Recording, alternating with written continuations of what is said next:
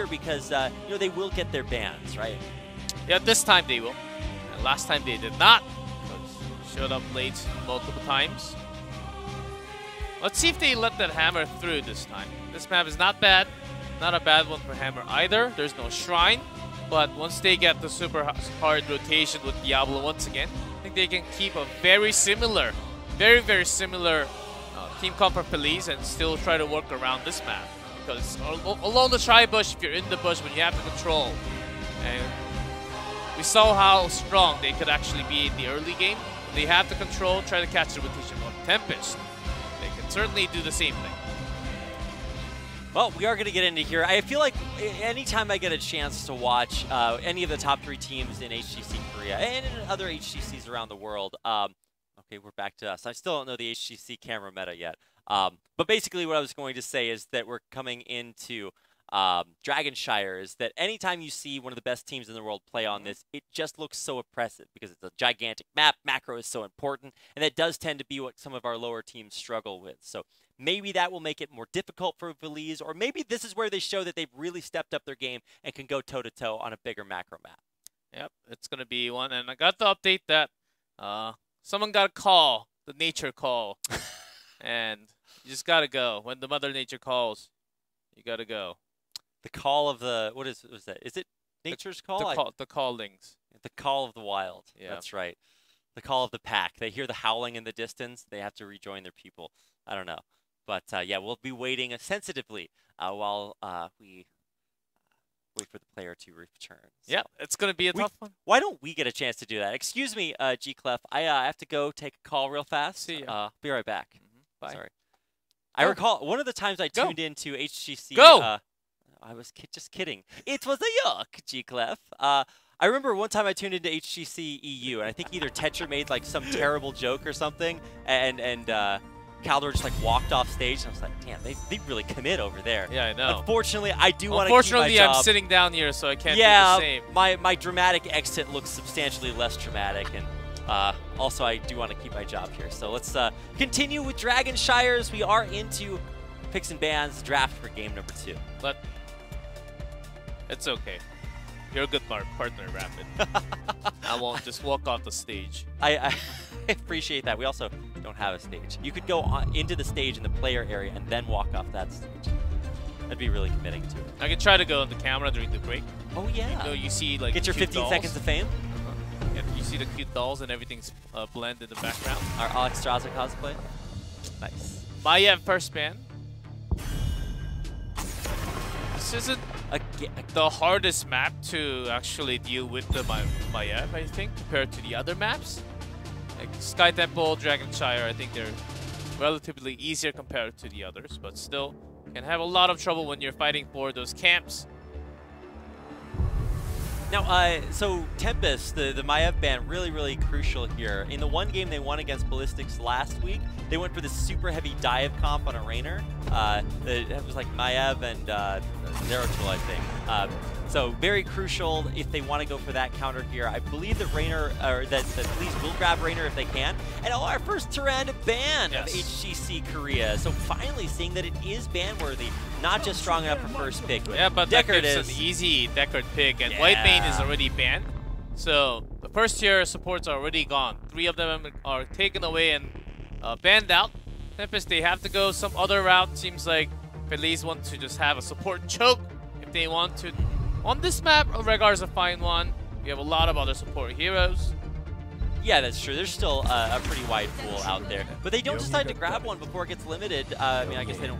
Yeah, there are lots of other options, so they don't really have to put the support on top. Yeah. Because Hyde has a huge hero pool. Rehgar, Karazim, anything will be fine to just as long as it fits what they want to build as a team comp. Or you go Alex Straza, right? You get the dragon with the Hanzo for more dragons on Dragon. We had that combo yesterday, and I used up all of my memes about that. So we're just gonna move forward and probably not see that. And there is the Rainer that I was talking about. Feliz definitely a team that likes to play that in the right situation. And this might just be that. He has a great support behind him, and Garrosh, which was banned in game 1. Yeah, already Garrosh for the safety into the fray to save Rainer. I think the safe ban here will be Blaze this time. I think that's the easiest ban because Blaze last time Anatan had a really good jet propulsion. plus some good bunkers that will save Raynor in this game. Yeah, for sure. Oh, they actually go for the Thrall ban. I mean, Thrall's super strong right now in the current meta, but yeah, I definitely agree Blaze would have been a big pick to limit that. Maybe they're just going to go for picking it themselves. I mean, they obviously have Urel, so that's highly unlikely. But, I mean, some teams will go to any lengths to weaken their opponents and prevent them from having that potential. Yeah, it is. Compared to the other teams, Tutu is the one that plays Brawl, but not as much. And not as much on this map either, so maybe they just wanted to have that safety one out, because Blaze makes an impact, but not as much when Tyrande is not available. We'll see what it is. The Muradin coming through, and Karazim, okay. It's been a while since I actually stopped considering Karazim as a pure support, just because I've seen so many. It is Iron Palm meta, so you're always going to go for as much damage as possible. But I guess he does still technically count, so we're going to be running that for Tempest. He's a great support. Great support, you can actually have some kill catch potential. Yeah. And that's what they need. Maybe they will just finish up with another pick like a Junkrat in this case, because they have Karazim who can pick up the kill. And just poke out the fight and try to have a long one. They can sustain with Mordin and Urel, but this time they're going to grab their own Sergeant Hammer. Nice, and for Feliz, this is kind of a kryptonite for them. They do not like to play against Hammer, and so they will ban that out. And of course, I can't help but point out that, of course, there's Sergeant Hammer, but there's also Muradin and Urel, so a triple Hammer meta here for Tempest. Lots of Hammer in this game. Phoenix with Raynor, not a bad one, but when you are looking for some kills, you gotta have that tongue grab from the Haka. It's gotta come through perfectly. And you can have a good toss from Garrosh, that's possible, but there will be lots of escapes from Tempest. It's not gonna be as easy. This Garrosh maybe just poke to death, because he will be basically so outranged from all that damage from Hanzo Hammer. Garrosh is just gonna run forward. He's like, I really wanna strike ground breaker, but it just the range is just not long enough to knock up anybody, and he walks forward, gets chunked down, and sure, he's got the armor to stay alive, but you're gonna need a lot of it. Yes, this is what happens to counter against the Garrosh. Unless Garrosh has a really good and some crazy face check from Tempest happens, he will be outranged. Once he tries to come close to Hammer, will be pushed out. Hanzo will escape, and so Garrosh will be basically hooked to that. So Hanaton on that Haka has a very important role in this game. To disturb the comfortable space and zoning from Hanaton. So on the back line of Tempest, and then just go in, have a good grab onto the back line. Yeah, I mean, it is going to be that drag that they're looking for, because how else do they really get back there to the Hammer? I mean, they are really going to have to go for a super hard engage to just make it back there, threaten the tank. So we'll keep an eye on that. Definitely a very different draft here, and this time it's Hanaton that actually gets a little bit caught out there. Of course, Aimer's right there. A little skirmish as our players make it to their lane assignments. If Aimer wasn't there, maybe Tempest could have focused though. Try to get a kill, or at least delay a little bit, force him to back, or Hearth back home and then come back. That was going to be a very beneficial early lane for you all, because Haka started the game with using the Brush Tucker into the tri-push. Yeah, just to get that advanced positioning. So. I don't know, is this just going to be the lockdown show, G-Clef? It certainly seems like a great time to pick Sergeant Hammer. Very good drafting by Tempest to grab that at the very end. And maybe we're going to see another one of those rare games. I think I was casting with, maybe it was Wolf, where we just had a game where the Sergeant Hammer split pushed all the way through the bottom court, just solo pushing, sieging down the turrets one by one. And you're never really supposed to see that. It's hard when you're out-rotated. Yeah. That tank will be always sieging out your turrets, the fort, the keeps. It's not really easy. And a common sight to see the tank pushing all the way into the keep. But that does happen when you're super out-rotated on this map, when you have to control the shrine. And if you lose the bottom fort, you just have a longer way of going all the way back. So it's going to be even harder for Feliz. All right, we're looking at OJ. He's trying to get some sort of flank where he can get back in there onto Lockdown. And actually, Lockdown taking quite a bit of damage, even just from Dudu walking forward on him. So they do manage to get the top one. Possibly looking for something else. Maybe a kill into Phoenix, because they do not have a sight on Aimer for such a long time. I think they just made a safe rotation in this one. They have the hammer clean out the bottom camp, so that's not a big problem. Now, how much of these rotations are going to be to guard these shrines? Because it doesn't seem like Durell is going to have very much problem holding on to that top one. Oh, Tehaka. It's what happened? Missed that action. Hello? But Please respond. Oh, our observer seems to have this thing about just randomly showing up to deaths. I thought Sergeant Hammer was in. Last time I checked, when cleaning up the camp, he was in the wall. And maybe he got thrown over the wall by Garrosh for some reason. I do not know. Doesn't usually happen too much. Maybe we'll see it in the highlight. I hope so. Well, there's actually another toss all the way back there. Sign got to counter toss himself, but it's not enough. And look at that, the Deckard scroll. Yeah, look at that when they control slight macro, when they have the tri-bush, when someone face checks in. Garrosh has a lot of CC, and with Raynor, they can have the focus down. And Feliz, they're making the right rotational move pretty quick in their shot calling here. Exactly. I mean, you just said that Feliz had a macro advantage on Dragonshire against Tempest. Like, that's not a sentence I really expected too much, but they're playing very well, at least in the early game, right? We're only 3.5 minutes in, so still anything can happen.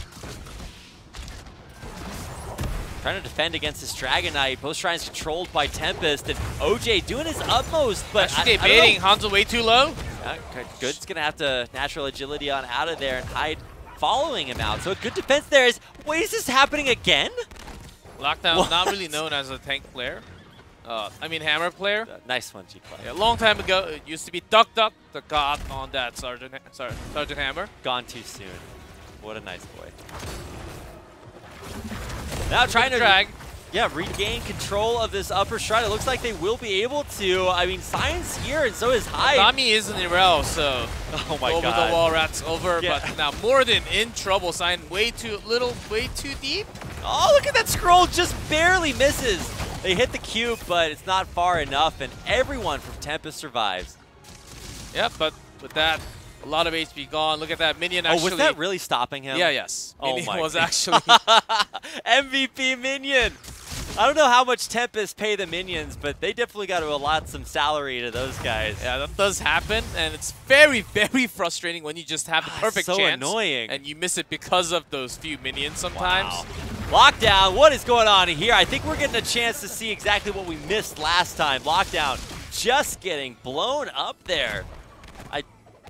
Yeah, no unstoppable, by the way. No boost out of there. He was just dead. Funky rotations from Tempest when they should be just focusing on one instead of the two. Yes, Dami can't really join because he has to harass Hanaton in order for Tehaka to not join to cause more casualties at the bottom. And that's why the globals exist, and that's why they chose Tehaka over Irel and Blaze. There's the warp up onto Dami. Oh, you could tell Hanaton was trying to get that back in there. Yeah, to get that grab to stop the Avenging Wrath, but still actually Dami is still in major trouble. There's the drag they need. Oh, no, no, no. Don't do it, Dami. You're not allowed. This is illegal. Okay, he does die. Wow, justice is served. Urel dies on my screen. I don't get to say that very often, G-Clef, but Urel turns out mortal after all. That took about 25 seconds to kill Urel with 3 man. Of course, a little help of Karazim and the others up there. But still, that took a very long time. It's like how many people does it take to screw in a light bulb? This is how many heroes does it take to kill Urel and for how long, right? And the answer is 3 for 25 seconds. Wow, but they do take her out, and another kill coming through with that salvo, so I mean, there are strengths coming through, but it's only a Pyrrhic victory because the Dragon Knight does still go to Tempest. Or, no, he went to Feliz. I don't know.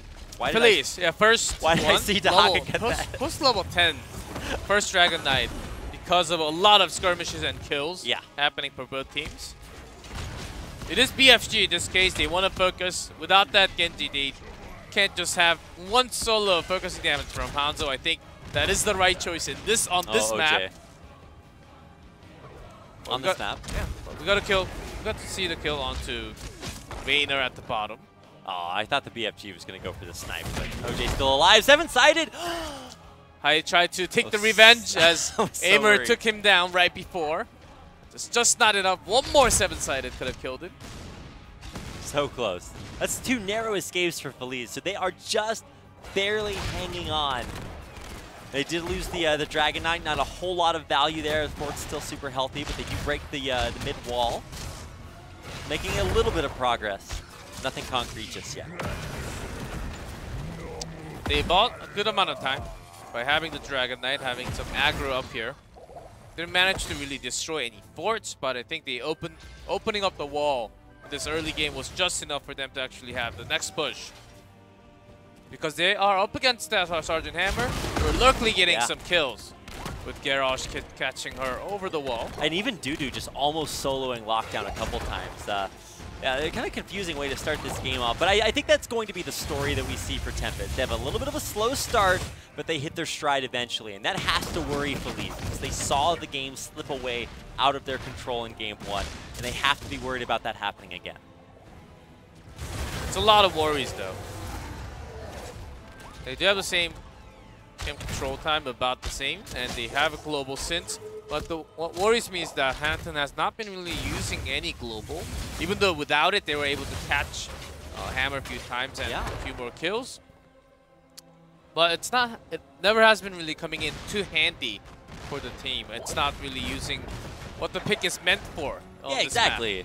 I mean, so what you're supposed to do, and correct me if I'm wrong here, G-Cleb, is if you look at the top lane, it's only Dahaka. You shove the lane, you brush Shocker down in for a fight to control like a shrine or something, and that's the big advantage, right? Because you can just get there faster. Well, it's also a great job done by Dami to actually harass him just enough so he doesn't get to go all freely, or with 100% HP at least. Yeah, that is true. Comes back up just to clear out the night camp and make sure that the fort stays alive for a little bit longer. Look at Lockdown. That's the second time he just gets flipped in, blown up, and even signed now 1v4. Hanatan, there he comes in. Maybe not even needed. Yeah, he wasn't needed. Isolation missed as well. But just for the fashion, he got to use that Brushtucker and Sign escaped because he heard the sound.